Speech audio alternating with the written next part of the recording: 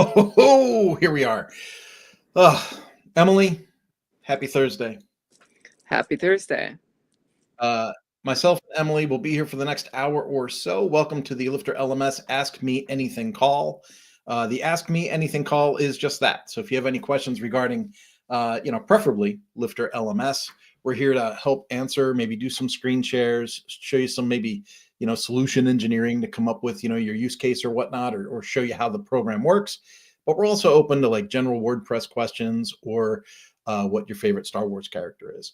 So with that said, we'll be here for about another hour or so. And I would encourage you to go ahead and put your comments in. If you have any questions or comments, go ahead and add those to whatever platform you're watching us on.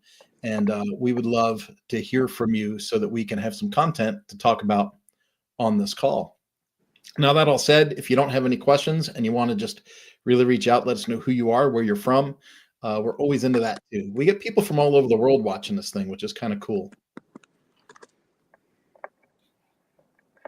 How you doing this week? What's going on for you? I'm doing all right. I'm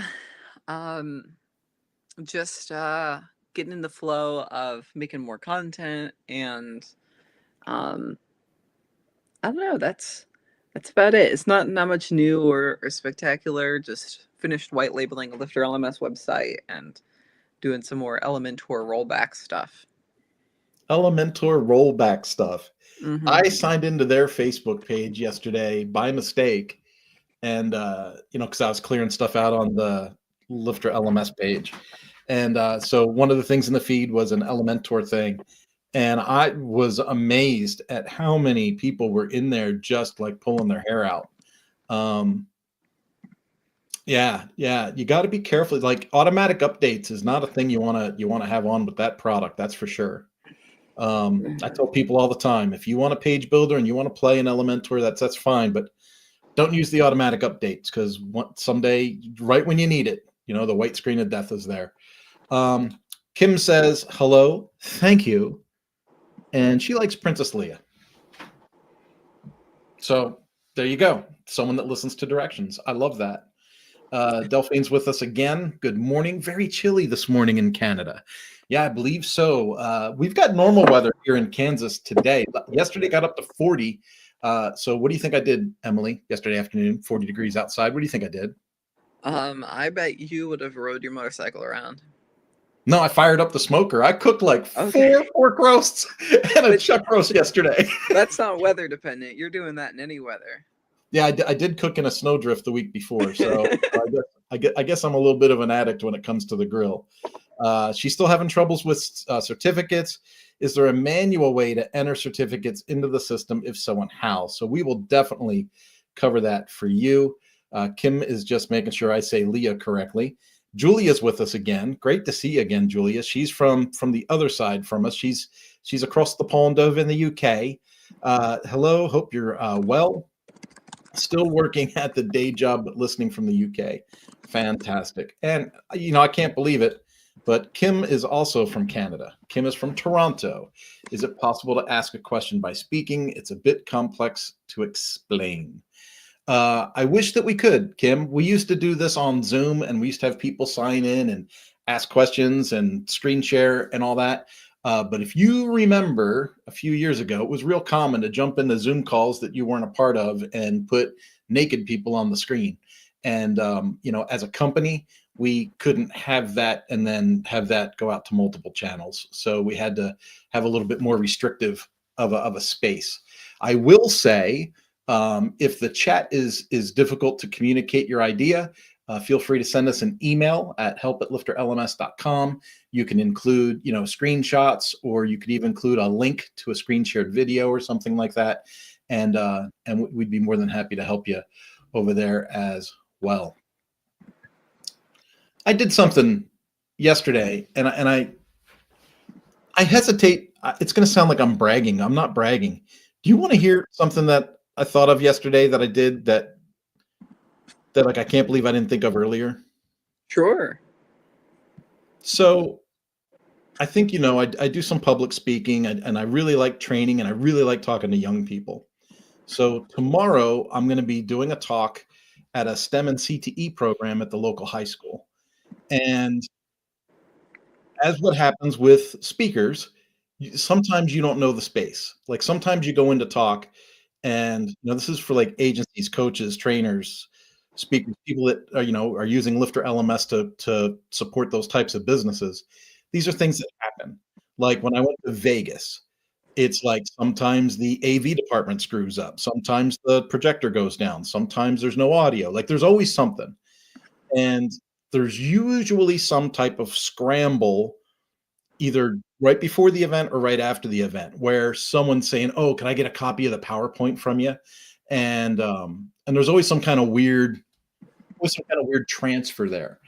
And I'm going to do this talk tomorrow, and I really don't know if I'm going to be in the shop because it's for automotive. So, am I going to be in the classroom or am I going to be in the shop? Are all the kids going to be standing around broken cars, or are they going to be at a desk? Is there going to be a smart board there? Is there going to be a screen there? I don't need a speaker. I'm a loud dude anyway. I don't need a speaker. But it hit me like a ton of bricks. I made the PowerPoint, and then I just created a page in Mañana No Más. That's Mañana No Más / the name of the school. And then I just exported the PowerPoint as images and stacked the images so that when it's on mobile, all of the slides stack and they can just go through on their phone.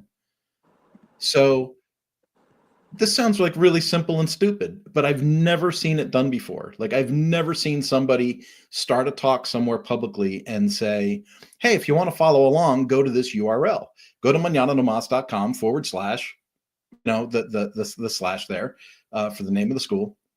And then, hey, if you want to turn your phone sideways and see a better image of the slides, they're there. And they literally just swipe up and they can keep up with the slides. I don't need a projector. I don't need any of that. If anyone wants a copy of the presentation, they already have it. It's on their phone. I just can't believe that I've never seen it done before. And I'm really quite shocked because we've talked before in the Lifter LMS space about how do you embed a PowerPoint, or how do you convert a PowerPoint to a PDF, or how do you take a PowerPoint and put it in as slides in a course and lesson format. And so we think about those things. But when you're doing a public talk as a speaker, trainer, coach, you're not necessarily signing people up for a membership, assigning a course and putting them into, progress tracking and grades and stuff like that, right? Like that's what an LMS does. So I basically just took the PowerPoint, cut it into images, put the images into the page. And then when I went to my phone to look at the result, I was like, that is so stinking clear. I can't believe I didn't do it 10 years ago. I feel stupid not thinking of it earlier. Yeah, I mean, that's an interesting way to do it. Were you relying on the devices that the people who are watching you have? Well, they're all staring at their phones half the time when you're talking to them anyway. Yeah. Half the kids aren't even going to want to care what I talk about. It's high school. So they're like, whatever, dude. My girlfriend's on whatever. I don't want to say any names. My girlfriend's on Snapchat. Anyway, Julia says, launching my live Q&A next week. Are you using StreamYard for this? Yes, we are, Julia. We use StreamYard quite a bit. And I also have an account that I use in my professional, solo walk.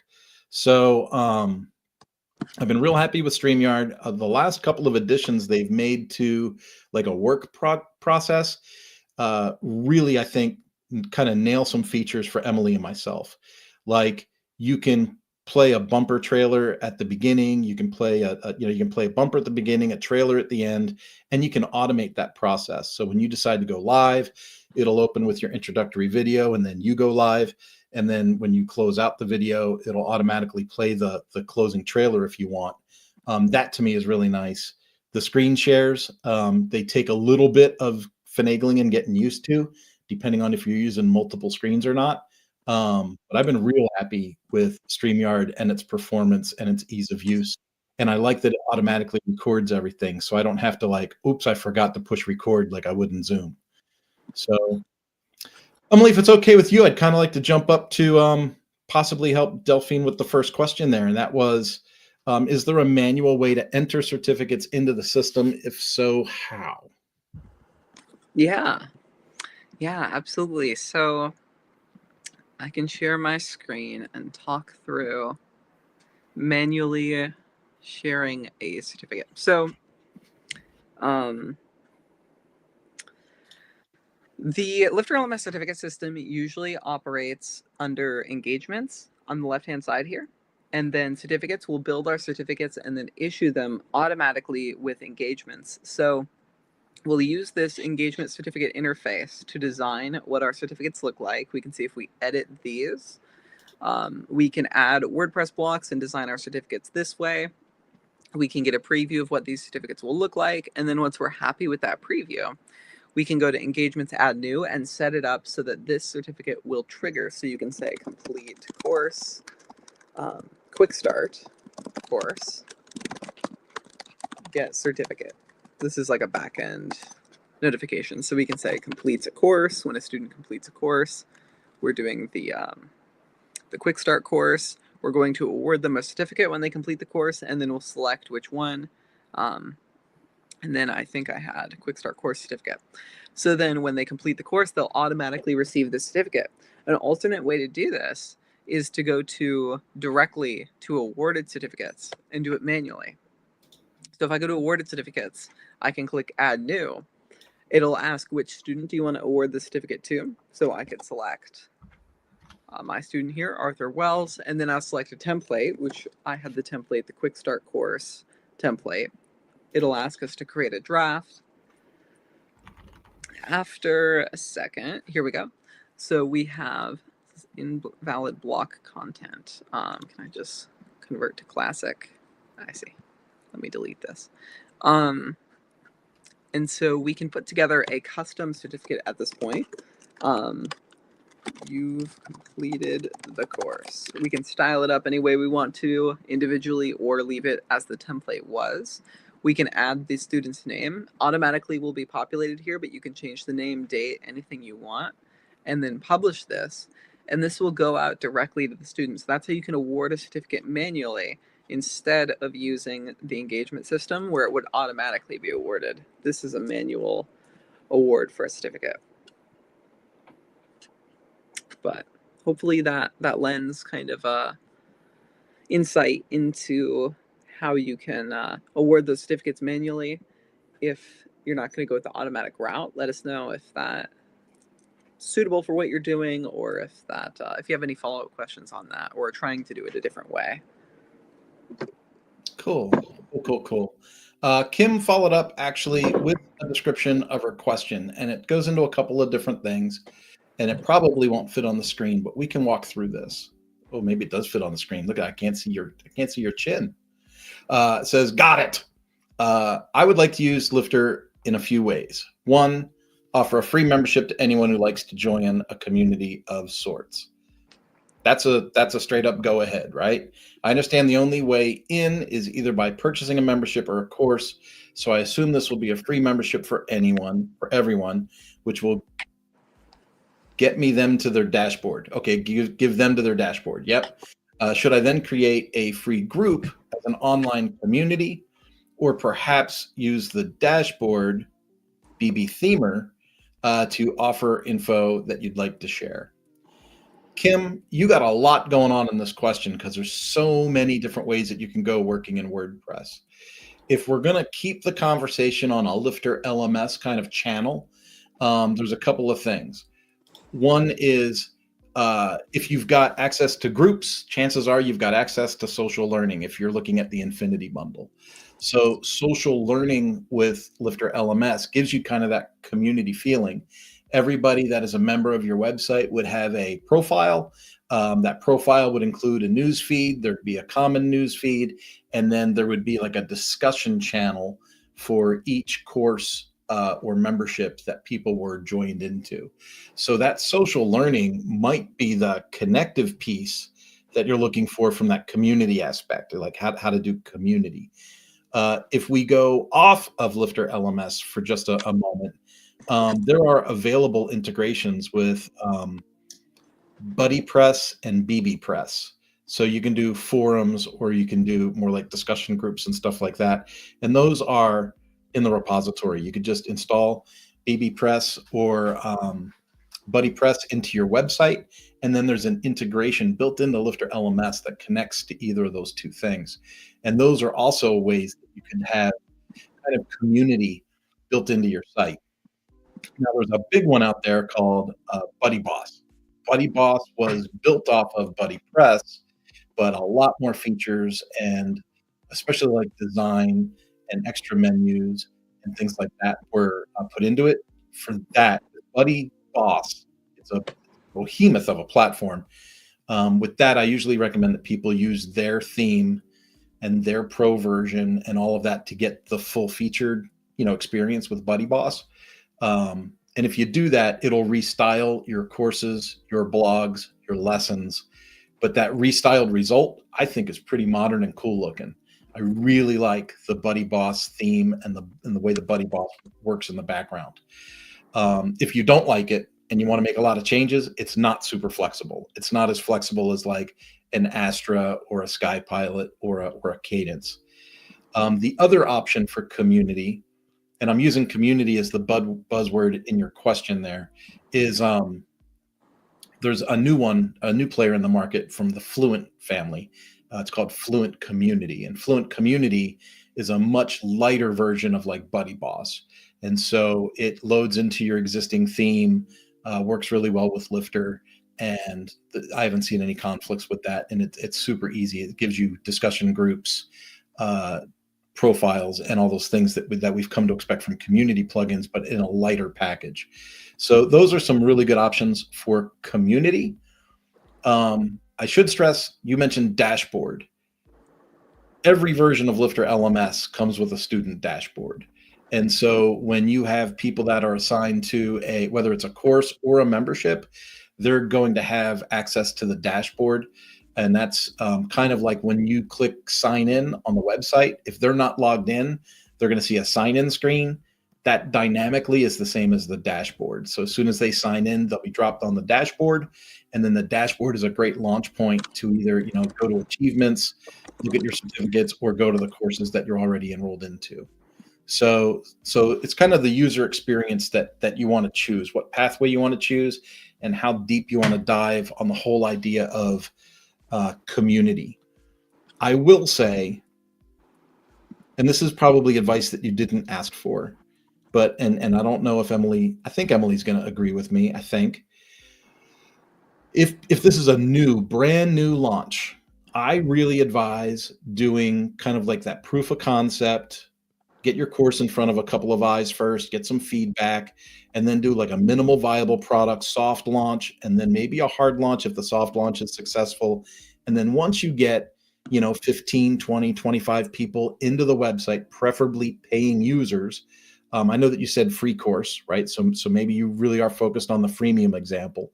But once you get, 20, 25 users in the site, and you've got some energy in the site, some users, then that's when I would probably launch some kind of a community interface, and then send that out as an announcement to those 25 users. Be like, hey, we got great news based on the energy and the vibrance of, your acceptance of our platform. We've launched this new intercommunication community platform, blah, blah, blah. And the adoption rate seems to be a little bit better if you follow kind of that timeline rather than trying to launch the Taj Mahal right up front with no users. Yeah. Yeah. No, totally agree. I mean, I agree. A lot of users try to go for like the biggest, most spectacular, shiny object launch, and so if you can keep it simple, as much as possible. Yeah. Yeah. As an offshoot to that same question, Kim, you had mentioned groups, which is why I mentioned social learning. It's like if you have access to groups, then you probably have access to social learning. The problem you see with groups is that there's no privacy. Ding, ding, ding. You nailed that one right on the head. No privacy as to who the members are, which may turn some people off. The dashboard doesn't have too many options to share more info. Blah, blah, blah. Yeah. So keep in mind, the dashboard is a dynamic piece of content that is inserted into a page. So you could edit the dashboard, and you can add content above or below the dashboard content. So if you wanted to add stuff to the dashboard page in WordPress, you could absolutely do that. Some page builders might make it easier than others, but like, for instance, in Cadence, if I was just using Cadence as a theme, I would be able to add content above and below that short code with no problem. And not for nothing, there's this really, really cool tutorial resource on YouTube called WP Course Guide. And they have some examples on how to do that. The other thing that I would say with groups is very much built, designated, and kind of like intended to work like a social platform, meaning participants in the group are invited to the group. They're not assigned to the group. So there are some people that are developing short codes or snippets to get past this, but in LifterLMS, we've created it so that there's kind of a block. Like, I can't say, I'm the boss, I'm going to put 10 employees in this group. What I have to do is say, I'm the boss, and I'm going to kindly invite these 10 employees to this group, because they need to accept the invitation to be added to the group. Very important. The way that I describe groups compared to social learning, compared to Buddy Boss, compared to all these other things, groups is not meant to be a social interface for the members of the group. It is only meant to really gather the group's information in a front end kind of like portal page for the group manager. So the group leader or the group administrator, because those are the terms we use, leader and administrator, would have access to who's in the group, what's their progress in their courses within the group, and what are their grades. And so to me, groups is an invaluable resource because I do a lot of enterprise websites for like lots of managers and lots of like big things. So one of the things I don't want to do as a web support team is I don't want to have to print reports out every week so I can tell some manager what his team has finished in the website. If they're part of a group inside LifterLMS, they get access to go to the front of the website anytime they want and pull a report that'll say who's in my group, what's their progress, what are their grades. And so that's one of the main reasons that I really like groups. And now that within the last 3 to 6 months, we added the e-commerce element to groups, that to me just put it a whole new level. So now I can automate the selling of groups at any size to a group manager, and they can form their own group and manage their own group in the website, all automated. I don't have to work with that anymore. So groups is super cool. But to your point, it's not about privacy. It's not about being a social place to gather. It's not about everyone else coming back to that group page to share messages or anything like that.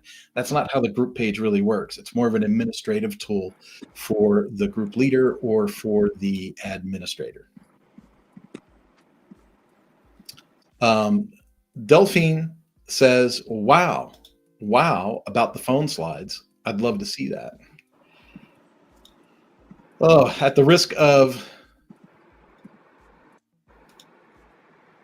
patting myself on the back too hard. So this is basically it. Real simple page. I've got real simple header, real simple navigation. I just said short chat with Hutch Hi, and I just took the images of the PowerPoint and slapped them right into the page, just one over the other over the other. I'll see if I can shrink this down and make this give you a mobile experience here. So this is what it's going to look like on their phone, right? So they're going to go in their phone, and I'm going to say, go to mañananomas.com. They're going to have a copy of all the slides with them. So they see everything right here. And then, of course, if they flip the phone horizontal, they'll see the full screen 16:9 image across their whole phone screen. And so everything's right there. And so now I don't have to deal with all of that nonsense about, can I have a copy of the PowerPoint? Can I this? Can I that? I'm just giving it to them right up front. And then what I plan to do today after all these live calls is I'm going to put additional resources here with just links to different things, different YouTube videos that apply to this talk and things, and just resources. But everything from the talk will be in the one space inside the site. And then if I go back to full page here, that's completely apart and separate from the rest of the elements of the LifterLMS website that I've built inside my Mañana no Mas example. So That's it in a nutshell. I'm telling you, Delphine, it came to me like a ton of bricks yesterday. I was like, I bet you I could just make a web page and put the PowerPoint in the page. And I thought, well, I wonder what that would look like. So I did it real quick and it worked out exactly like I thought it would. And it really kind of blew me away. I was like, I can't believe I didn't do this a decade ago. And I can't believe I haven't seen 20 other people already do this. I attend a lot of events with a lot of speakers. I've never seen a speaker do that. So I was like, that is kind of weird because you're going to give out the PowerPoint anyway at the end of the talk. So you might as well just do it right up front and put it on their own device, somewhere that they can go back to. And not for nothing, I'm going to go one step further. Mañana no Mas is obviously my website, and I'm giving them the resource inside my website, and my footer at the bottom gives them a call to action to sign up for the newsletter or to get more information about our company. So obviously there's a little bit of a marketing edge there too, depending on who the audience is. So that's that. Julia says thanks. You want to talk about Dave? Dave sent us a question before we even started the call. Sure. Dave says, when using private site and companies, is there a way to have the registration form someplace other than the home page? Example, a login page. Because it is private, that is the only page that shows publicly, but also causes a lot of spam entries and fakes trying to gain access. Are you going to pull a WP Fusion rabbit out of your hat? I think the registration page off the homepage. Yeah, so we can, I think with LifterLMS out of the box, we can have the registration page off the homepage. That's usually how it's done. And let me see, I was just looking for Dave, so there it is. Private site. So private site add-on specifically with LifterLMS does lock a lot of things down. Private site only shows publicly, a lot of spam entries and folks trying to gain access. So it's a good question. Usually a few options I recommend are reCAPTCHA. You could do a reCAPTCHA with something like iThemes. You could also, or I guess they renamed it, Solid Security Pro, I think is what it's called now. But what we can do is, if we're not like requiring a voucher or anything to sign up, we can make sure that our website is not search engine indexed. So I always do this for private sites, is discourage search engine visibility so that it never shows up on Google for like bots to find.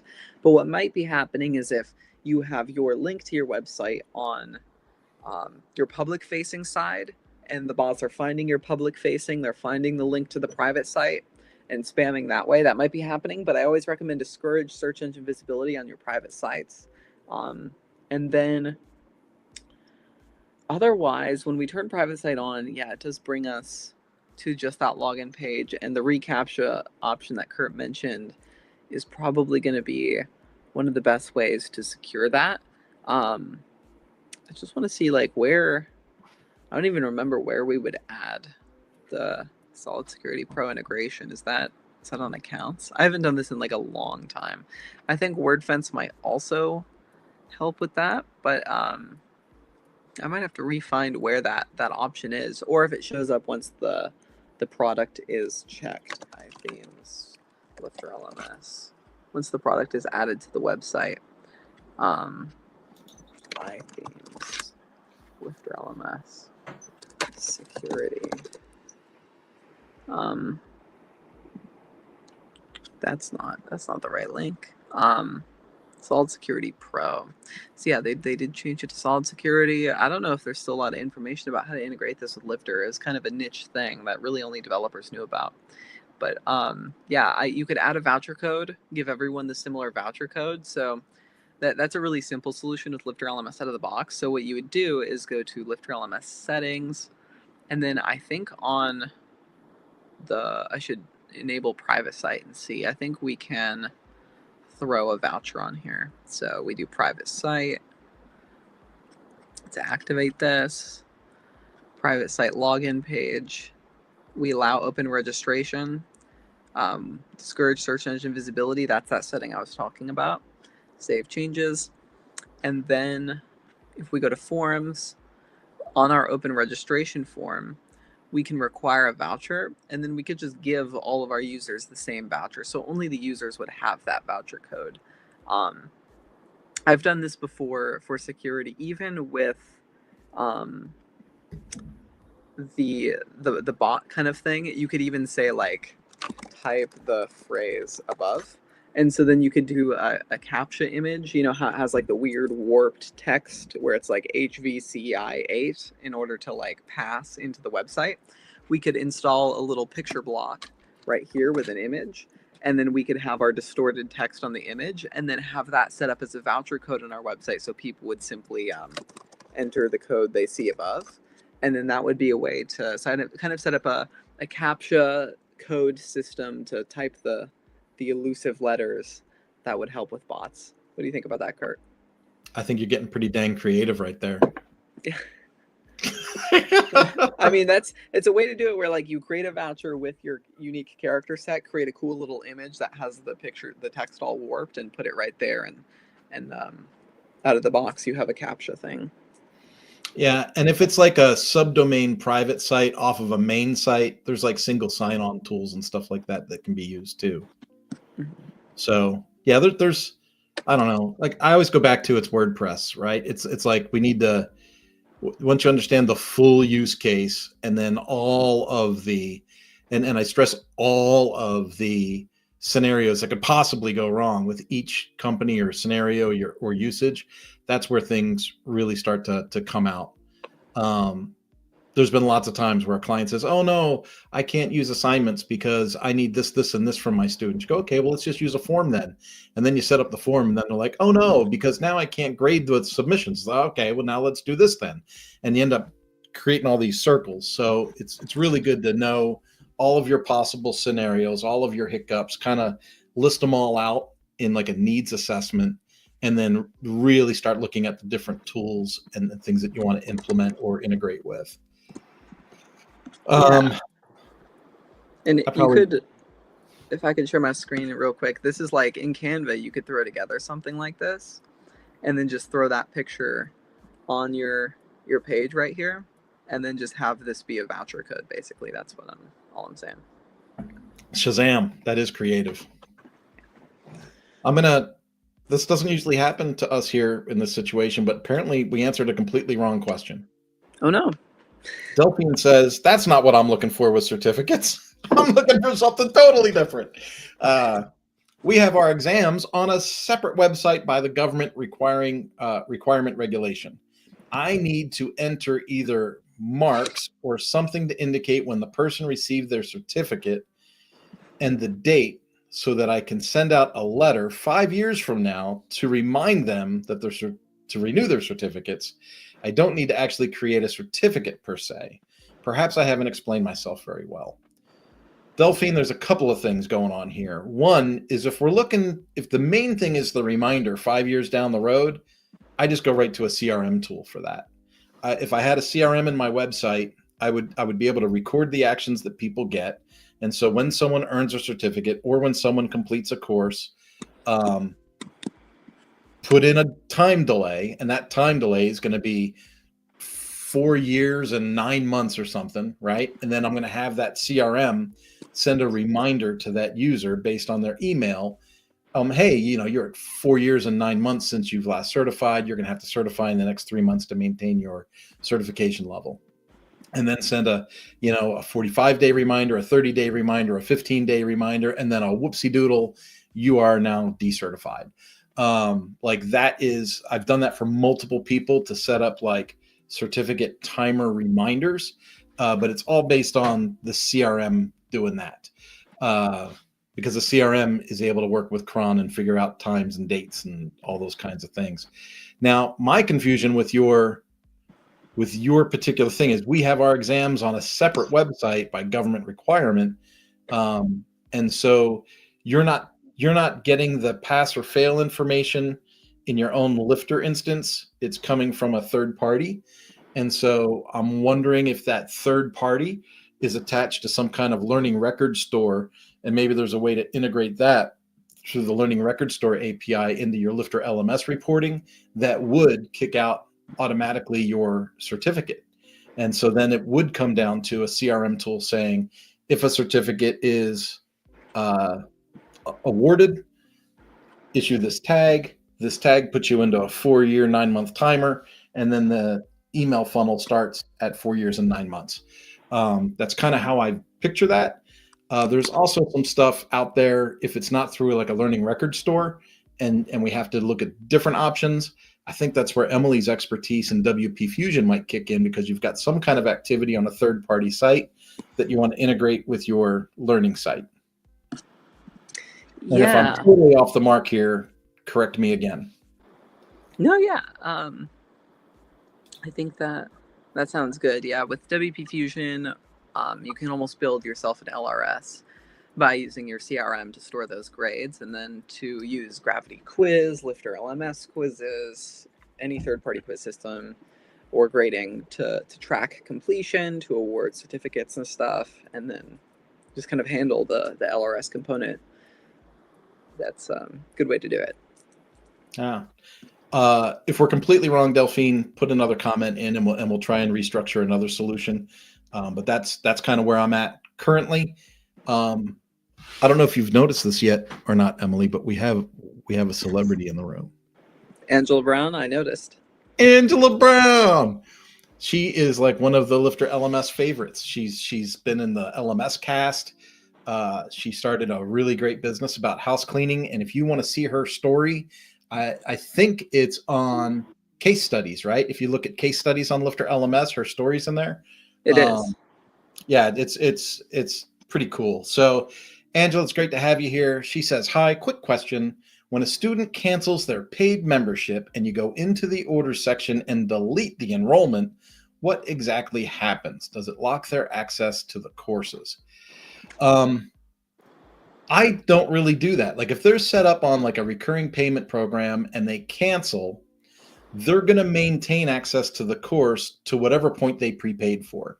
So if it's like $50 a month and it renews on the first day of every month, and they canceled today, they would still have 7 or 8 days of access, right? Because they would have paid for that. So I don't typically pull them out of their enrollment. I let the payment, right? The access plan payment, the access plan, I let that time out. And then at that point, they won't have access any longer, but their history stays in the system, right? So if they were to sign up again later or restart, all of their user history is still in the database. But I see you've asked a follow-up question in here about that very scenario. So it says here, if a student subscribed at $59 a month and they cancel their account, but their history is, if they join again, how do you make them pay the new pricing rather than the original price? That's a question mark for me, because I'm pretty sure Lifter's built on the whole premise of grandfathered pricing, right? So if they cancel and then they re-up, do they re-up on a new access plan, or does the old access plan take over, Emily? Well, I think they might be able to renew during the period. I'd have to test this too. I think during that month they have an option to reactivate, but then once it's expired, they can't get back in unless they get a new access plan, which would be the updated pricing. That's what makes sense to me. Yeah. But I think we probably do need to test that, because I'm not incredibly sure. And because if they go in to update my billing details through the dashboard, I wonder if they could re-up that pre-existing access plan. no, if you if I pull up my screen here, go back to this window. I love questions that are like, what do users really do behind our backs? Right. How do people use the system the way we don't want them to use the system? Right, yeah. The way they would re-up an order would be order history, and then, you'd have something with like a next payment, and then like this one, they would have a canceled subscription at that point, right? Because they would have canceled their $59 per month, and they cancel their account, but their history is not erased. So I don't think, if we have this subscription be canceled, let me cancel this. It's currently canceled. I can't re-up this. It just says I had 3,000 every month to the academy, and then I have to come back over here and get back into the academy with one of the new access plans. I was on this access plan, but whatever the current pricing is, I'd have to come in on that plan. I'm gonna have to resubmit my order page. But I guess, Angela, are you saying that you're seeing students who are re-upping a previously canceled subscription, because they shouldn't be able to once it's completely canceled, and you don't need to erase their history for that to work. When you delete the enrollment, it just removes the student's name from being in the enrollment, and it removes the course or membership from showing on their dashboard as expired. That's what that does. Yeah, let us know. Shazam, Shazam, Shazam. We did get some clarification from Delphine. She says you cannot do it based on course. The person may fail the exam. So it's like they could complete the course but fail the exam on the third-party site. You wouldn't know that they failed if you had them as completed, right? I totally understand that. And then it says the exam website awards the certificate. There is no way to bring that information to our website. I want to be cautious about saying, oh, you can or you can't, because I have no idea what this third-party website is. But let me give you just a for instance. So I have a client that is a for instance, gives a bartending class to the state of California. So they have a LifterLMS website that shows the course on LifterLMS, but the testing has to happen with the state of California. So the sites are connected via API. And so the state of California knows when someone registers for the class. In fact, I'm even wrong. I just misspoke again. The student registers with the state of California. They get a code. That code allows them to register in the website for the LifterLMS course. They take the LifterLMS course, and then they have to go back to the state's website to take the test to be certified to be a bartender. When they pass the test at the state level to be the bartender, that API code gets a test passed notification at LifterLMS. LifterLMS issues the certificate. I know that your situation is different because the certificate comes from the third-party testing site there in Canada. I'm assuming it's in Canada because you're in Canada. So, but anyway, in the use case I'm describing, the two properties are connected via API. So the LifterLMS site knows when somebody registered and paid at the state. They give them the access. When the course is completed, the API call goes out and it tells the state that it's okay to give the test to that person. When that person fails that test, I think they can fail it 3 times and then have to retake the course, which is a weird way that thing works. But if they pass the test, there's an API call that says they passed the test, and then it rectifies with LifterLMS.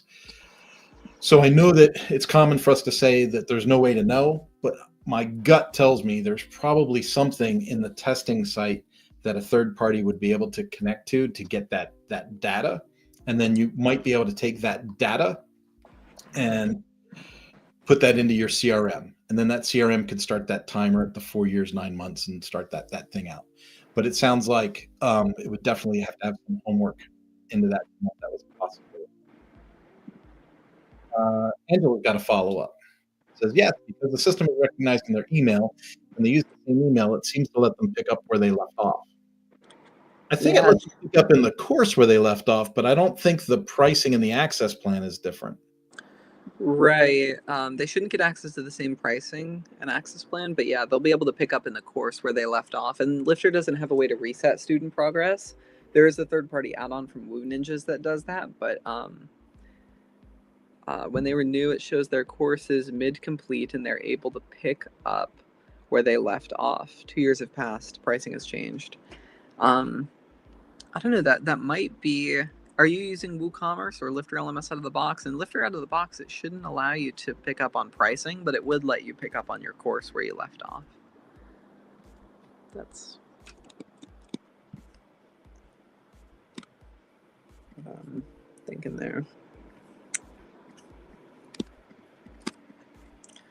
Bada boom, bada bing. LMS out of the box. I may have it misconfigured. Mm-hmm. Yeah, this is probably one of those circumstances where our support would need to see the back end. I could be wrong. I'm looking at another um like an actual Lifter LMS site I have a subscription to, and I can't re-up my account with the previous billing. Um, on my orders, I had a recurring order, and I canceled it. Yeah, I can't. I just had an aneurysm. I have seen in the past where course creators, when they were getting started, had issues with access plans or wrapping themselves around it, and were manually adding people to a course, which bypasses the access plan. But then somehow an access plan gets started and someone cancels, but they still have access to the course because they bypassed the access plan and were added manually. I'm wondering if that is something. Yeah. Yeah, if they were added through some third-party method or manually. Yeah, and I have another client that has an automated process that dumps students in through a CSV file into a course. And then I tried to explain to them, I'm like, well, you're bypassing the access plan every time that happens because they're actually collecting money at a live event and then putting them into the course afterwards. So they were bypassing the access plan. And I'm like, because they were like, oh, they only have access for 90 days. And I'm like, well, how are you managing that? Because you've bypassed the entire access plan with your process. Yeah, there's a lot of assumptions we make. Sometimes we do something and it can affect something else. Yeah. Did you see Dave Middleton join the call? I did not. Dave, you're late. We already covered your question. You were one of the first ones we covered. We talked about private site and how to possibly do vouchers and how to use the voucher system almost as a visual CAPTCHA. So you're going to want to watch the replay on our Facebook page. It'll be up in probably an hour or so. But yeah, we covered that right at the very beginning. What do we have here? It says the testing website is in India and they have no record of our course. They just provide the exam. That is so super interesting. It reminds me of it's real similar to Patricia's use case with the CNA for you thing, CNA for testing. You know, she trains people how to take the nurse's test, but she has no record on when people pass the test or get certified or get a certificate or nothing, right? And so in her case, like her recertification messaging would be something like, you know, hey, you may be due for, or, you know, just periodically sending out a marketing message to the news list, you know, to a newsletter list that would be like, you know, don't forget to check your expiration date on your certificate, you know, be mindful of when you need to re-up and retest. Because I'm thinking about Patricia's examples. Patricia has really no way of knowing when the nurses pass the test or don't pass the test because she's not issuing it. Right. Yeah. Also, I think, yeah, for Angela's site, maybe you could submit a support ticket to our team and see if they could see, you know, what's going on there by logging into the back end. I tried on a Lifter LMS customer site and on my demo site, and I wasn't able to re-up an old pricing. So something weird might be going on there. Cool. Kim had a follow-up question, and she was very nice. She was very kind and said, thanks for the advice on the slow launch and all that stuff. But she just added here, as you can see, I'm starting from scratch and just trying to get the big picture of my workflow and layout. I can't advocate for that enough, Kim. There's a lot of moving parts. So on one hand, we are very prone to say, hey, take the getting started with Lifter LMS. It's easy to use. Be a course creator. Make money now. But it's a platform. And like any platform, there's a learning curve. So really understanding what you want your user experience to be and then seeing what elements of Lifter LMS align with that user experience is really key to having a good setup. I've built a lot of these websites for clients and for other people, and it's amazing how different each site can be or what people are really trying to drive towards. So it says here, Part of my needs is also to deliver digital resources, which I plan to do through courses because I don't want people to download a PDF. So they come to the course to receive, and they can view but not download. I will also offer video tutorial support. My other goal is to drive traffic to the online area community. The online resources is a really interesting thing to start talking about. We have a lot of folks that have PDF, PowerPoint, material, and they'll put that directly up in the media bin and link it to a course as course resources or something like that. But remember, in those situations, people are downloading those assets, right? So they're downloading a PowerPoint and viewing it, or they're downloading a PDF and viewing it.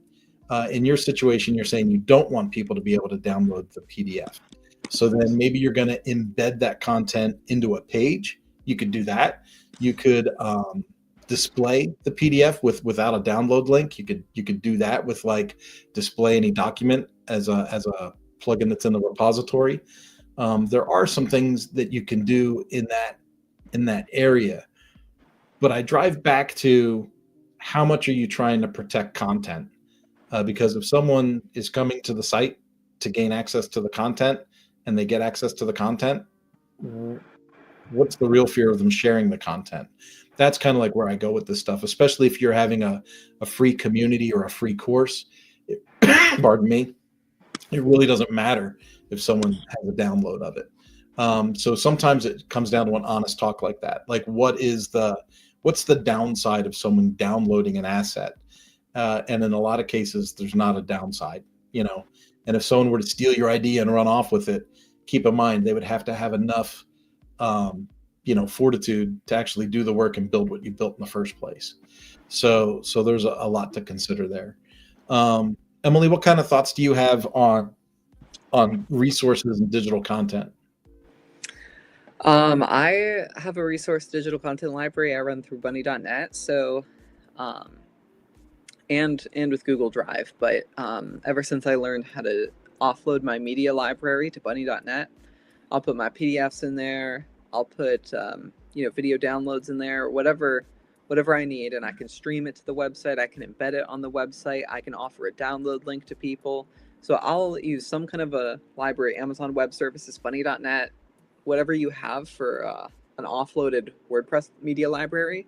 Upload all my assets there and then link them up in lessons directly or on pages directly. Sometimes, it might be worth it to do a document library pro, something like a Barn 2 plugin, in order to organize all these documents to where it gets like super heavy on the amount of downloads you're seeing, super heavy on the amount of resources, wanting them all on one page. For me, I simply have lead magnets, PDFs that people can download in the course and before the course, and then the videos embedded in the course. So it's real simple, but some people have massive libraries that they need a table and some organization for. That's how I look at it. Yeah, there's a lot to consider there. It's it's almost like what I started out with, like that example of I just took the PowerPoint, made it images, and put it on a web page, right? It's like sometimes you don't care if they have a copy of it, and sometimes you do. Sometimes it's proprietary information you don't want shared. And in those situations, you got to think about how you display that to people. In the end game, and we have this conversation probably once every 3 months on this call, is like we think about videos. People will say, well, how do I protect my videos? And it's like, protect them from what? Because people can go to the YouTube link or through Vimeo, or what people fail to realize is they could really just do a screen capture. They could watch your video through Zoom or through StreamYard or through one of these products and actually just capture the video, whether you have it secured or not. So if somebody wants to be unethical and take your content, they're going to figure out a way to take your content. Even if it's text on a page. Like if you were to say, hey, I'm going to take this PDF and I don't want people to download the PDF. So I'm going to strip the content out of it and I'm going to put it as, HTML markup inside my lesson page. People could still take it if they really wanted to. And so that's the hard part, is really understanding. Like in my little world, I've really come to kind of a cold understanding about what I'm really offering. My ideas and my concepts and all those things, realistically, none of it is new, right? None of it is patentable or trademarkable, right? Other than my logo and my presentation. And people come to my training, my consulting, and my web building prowess, usually because of me, not because of something specific in the content. So that's one thing that I really strive with people when I'm working with people that are content creators. Like, remember, you're not the only one that had this idea, right? It's like when you think about Henry Ford inventing the car, and then you figure out how many other people around the world were building cars at the same time he was. It's kind of uncanny when you think about it. So it's not that you're the original thought creator, but your presentation is definitely unique. And that's something that people are going to come to for you all the time. So always be strong in who you are and what your offer really is. Yeah, I think that's good advice. Oh, let's see what we got here. The testing website. Okay, we got that one. Thanks for your help. I'll grab a chat GPT. She's jumping in. I'll grab chat GPT. She's running into AI for your help now. And we'll see if we can figure it out. If not, we'll hit your support team. Yeah, you're totally welcome at support, Angela. We're a big fan of yours here at Lifter. And then Delphine says, we issue the test, the student passes, I send out the certificates and the marks to the student via email, but I still need to enter that information into our website in Winnipeg. I'm more confused now, Delphine. I'm sorry, but I'm not tracking well. I thought the test happened in India, but I don't know. Yeah, if the test was online, then I would love to say that there would have to be some kind of an API call or some kind of integration that would bring that testing result over to your site and then allow you to create some kind of a timeline for follow-up messaging. But at the end of the day, whether it's a manual tag added to the system or like somehow you know that you issue the test and the student passes, you could still at that point add a tag, and when that tag is added in the CRM, start the timeline for follow-up messaging in 4.5 years. So there's definitely ways to do that, but I think at the end of the game, when it comes to like notifications for recertification, it's going to end up being a CRM integration. Yeah. Karen Brown, we got new people jumping in here. Having issues with students losing visibility of courses they are assigned through a membership. Do you have any thoughts on what might be causing this? Caching! Bless you. I said caching. Caching? Oh my gosh. Yeah. If at any point in time, Karen, there is something not happening for students that's anticipated, like they sign up for a course, they don't see the course in their dashboard. They finish a course, but it doesn't say finished in their dashboard. They sign up for everything, they go to log in, and it says this user count doesn't exist. Generally, and I know that this sounds counterintuitive to what most people would think, it's not a problem with Lifter LMS or the platform. It's a problem with the hosting and the delivery of the site. Chances are there's caching that is activated. And when you have a dynamic website where specific information is sent to specific users, but there's caching, the caching is taking a mirror image of your website and spreading it all over the globe, right?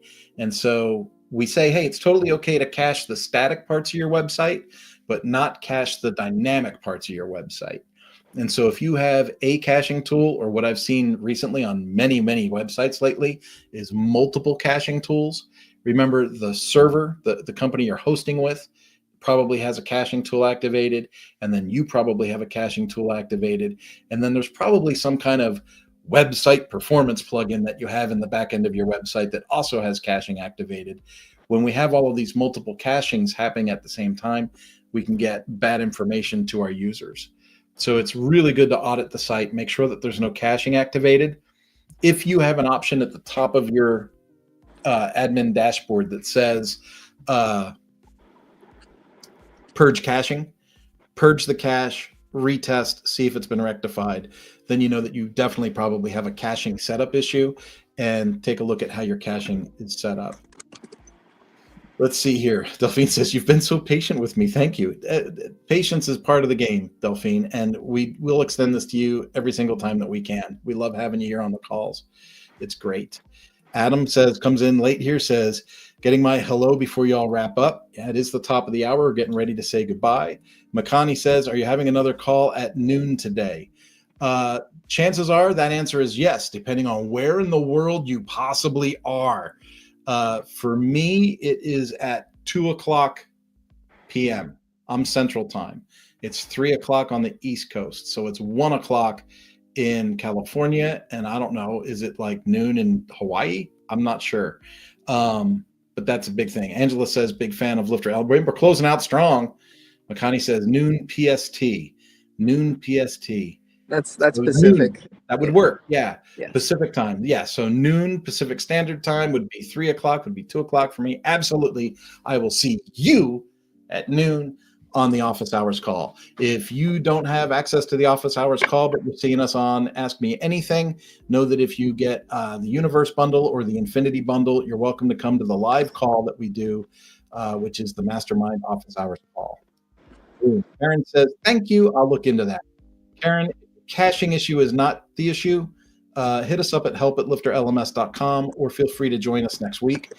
I don't want you to wait a whole week to get help on this, though. So if you have an issue, go to help@lifterlms.com and we might be able to put you into a thing.